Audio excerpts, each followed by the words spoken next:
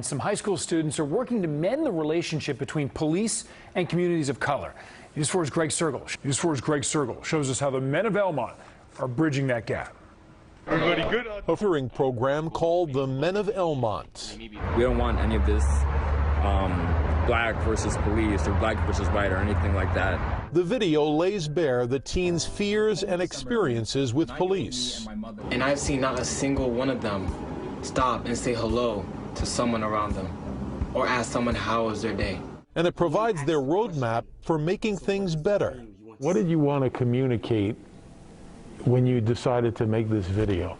So the big thing is like changing the narrative on how we see officers, but also how they see us. Just make sure our relationship with them is positive and is not always negative. That can only be achieved, the students say, through honest conversation. It would always be great to get to know the officers personally, so our perceptions of one another aren't based off what we see, but what we actually live.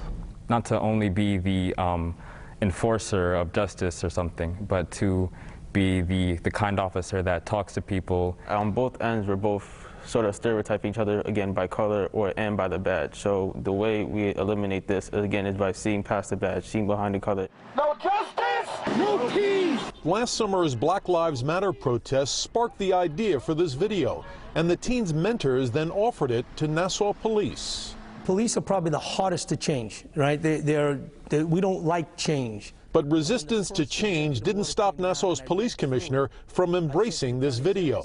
Governor Cuomo had mandated police reforms for all departments, and the work of these passionate teens seemed a perfect tool for that. The video is moving, and it's impactful, and it gives my officers an opportunity to walk in the shoes. The commissioner has ordered the video shown to all recruits at Nassau's Police Academy. And the department now requires veteran officers like Angelica Caggiano and Victoria Ojeda to leave their patrol car every tour. Yes. How are you? And spend time with community members. It was realistic desires that these young men wanted.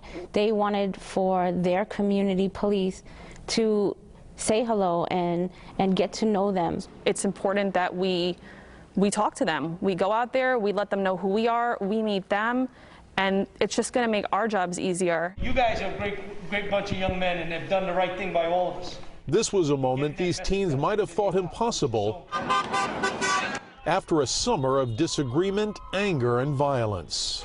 It was one of the greatest feelings to see that our voices were being heard. It felt pretty monumental knowing that like change could happen. But this step forward, the students realize, is a small one. Good job. In a long journey that must overcome misconceptions and deep-rooted emotions on both sides.